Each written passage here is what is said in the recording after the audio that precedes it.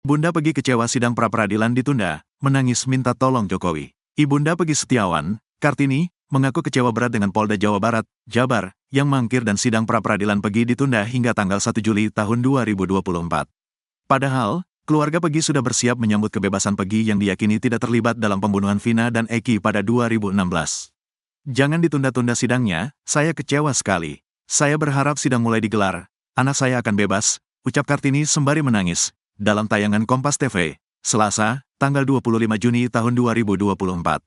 Kartini meyakini, Pegi tidak bersalah dalam kasus ini. Ia pun berharap, Presiden Joko Widodo, Jokowi, turun tangan agar Pegi mendapat keadilan.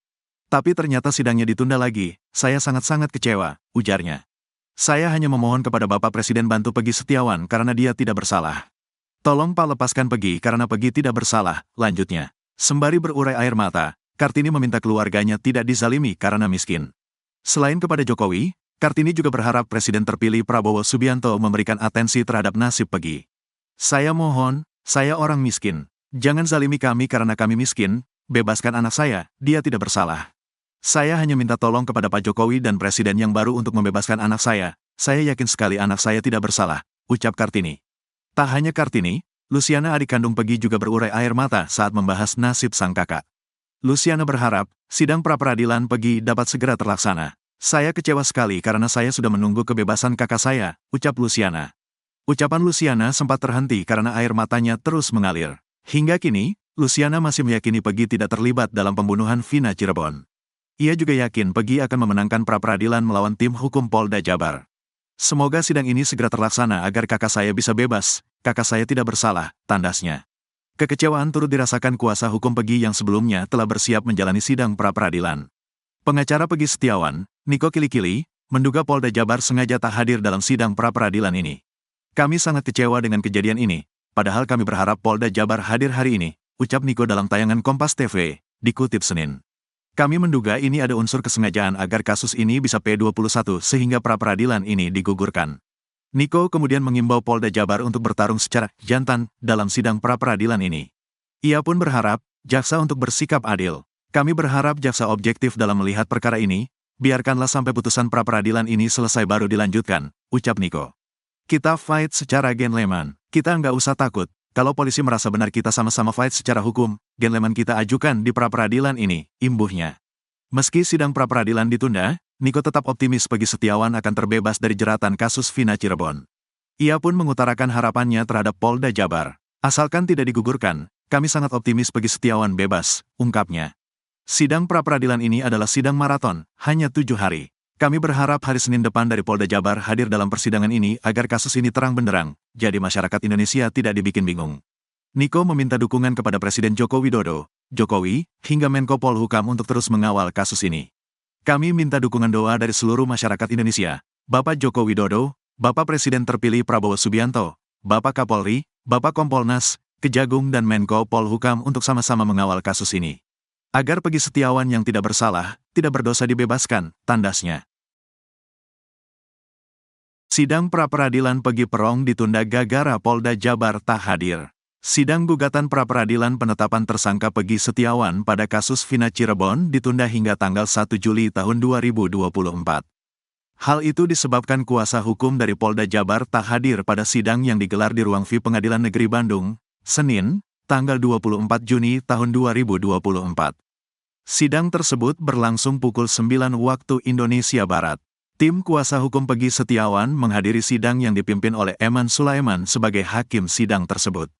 Setelah 20 menit berlalu, kuasa hukum dari Polda Jabar tidak kunjung menghadiri sidang tersebut. Akhirnya, hakim memutuskan menunda sidang tersebut. Humas PN Bandung, Dal Yusra, mengatakan, penundaan sidang ini disebabkan pihak termohon, yakni Polda Jabar, tidak menghadiri sidang tersebut. Ia pun tidak mengetahui penyebabnya. Yang jelas, pihak Polda Jabar sudah menerima undangannya.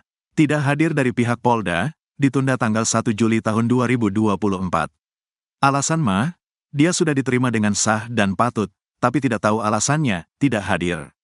Tapi berkas panggilan sudah diterima oleh pihak termohon, kata Dal di Pengadilan Negeri Bandung, Senin. Ia mengatakan, Polda Jabar tidak hadir pada pra-peradilan selanjutnya, maka sidang tersebut akan tetap berlanjut. Enggak jadi masalah, terus saja, sidang berlanjut. Nanti dipanggil lagi. Kemarin kan sudah dipanggil bahwa sidang tanggal 24 Juni tahun 2024, ternyata tidak hadir. Dicek, sah dan patut, tapi alasannya enggak ada alasan. Akhirnya ditunda tanggal 1 Juli tahun 2024. Katanya satu di antara kuasa hukum Peggy Setiawan, Sugiyanti Iriani, sangat kecewa dengan tidak hadirnya pihak Polda Jabar dalam sidang tersebut. Kita sudah mempersiapkan segala macam, baik itu bukti-bukti dan juga mental kita. Harapan kita hari ini pra-peradilan akan berjalan lancar, hakim objektif dan Peggy bisa dibebaskan, katanya. Ditemui sebelum sidang, ia mengatakan sangat optimistis pra-peradilan ini akan berjalan lancar sehingga Peggy terbebas. Pihaknya hanya ingin membuktikan bahwa penetapan tersangka tidak sah terhadap Peggy karena bukti-bukti yang dimiliki oleh Polda Jabar sangatlah lemah. Tidak ada bukti yang menunjuk kepada pembunuhan Vina dan Eki yang diduga kepada Peggy Setiawan. Ya, kan tidak ada CCTV, tidak ada sidik jari, visum pun tidak mengarah kepada Peggy, katanya. Peggy sebelumnya ditangkap Polda Jabar di Kopo, Bandung, Selasa, tanggal 21 Juni tahun 2024. Baca juga, profil Eman Sulaiman, hakim tunggal di pra-peradilan kasus pembunuhan Vina di PN Bandung. Besok dia kemudian ditetapkan sebagai tersangka pada kasus kematian Vina dan Eki yang terjadi pada 2016. Vina dan Eki merupakan korban pengeroyokan geng motor. Keduanya ditemukan di Jembatan Talun, Kabupaten Cirebon, tanggal 27 Agustus tahun 2016.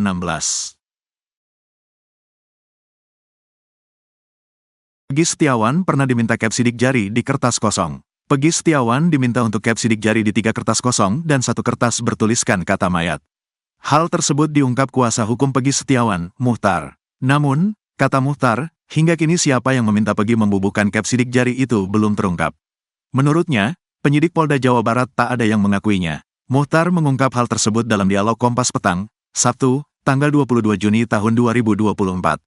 Muhtar menjelaskan Peggy Setiawan tersangka kasus pembunuhan Vina Cirebon itu diminta cap sidik jari beberapa hari setelah ditangkap pada tanggal 21 Mei tahun 2024.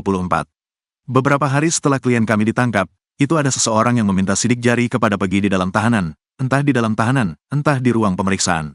Ada 4 lembar yang harus disidik jari, ungkap Muhtar. Muhtar mengaku mengungkapkan hal ini agar semuanya terbuka dan terang benderang. Ini biar terang, jadi jangan sampai ada hal-hal yang belum kami kemukakan. Tiba-tiba hal tersebut muncul dan merugikan klien kami, ujarnya.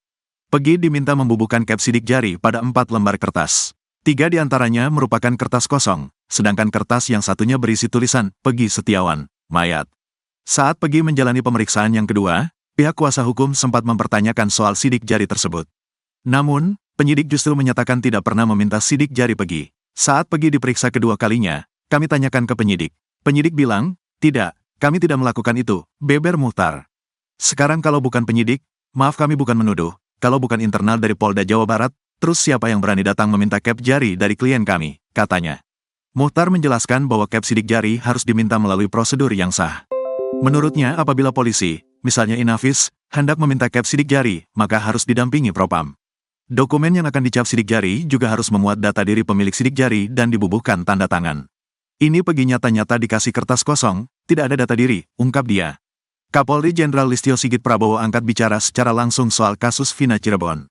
Dia juga menegaskan secara khusus soal penangkapan tersangka Peggy Setiawan yang menjadi sorotan masyarakat. Seperti diketahui, penangkapan Peggy digugat pra-peradilan, dan sidangnya digelar di Pengadilan Negeri Bandung, Senin, tanggal 24 Juni tahun 2024. Di sisi lain, berkas perkara penyidikan Peggy sudah dilimpahkan Polda Jawa Barat, Jabar, kepada pihak Kejaksaan Tinggi Jabar pada Kamis, tanggal 20 Juni tahun 2024. Soal Peggy, Listio mewanti-wanti yang menangani kasus Vina dan menangkap Peggy, harus punya bukti kuat. Menurutnya, penersangkaan Peggy harus didasari Scientific Crime Investigation, SCI. Terkait penanganan Peggy ini juga menjadi perhatian publik, saya minta untuk itu juga apabila memang betul diproses. Maka alat buktinya harus cukup dan tentunya akan lebih baik apabila semuanya dilengkapi dengan Scientific Crime Investigation, jelas Listio di Jakarta usai menghadiri acara Bayangkara Fun Walk 2024, Sabtu, tanggal 22 Juni tahun 2024. Bagi Listio, metode SCI menghasilkan bukti yang tak terbantahkan, sehingga tidak akan menghukum yang tak bersalah.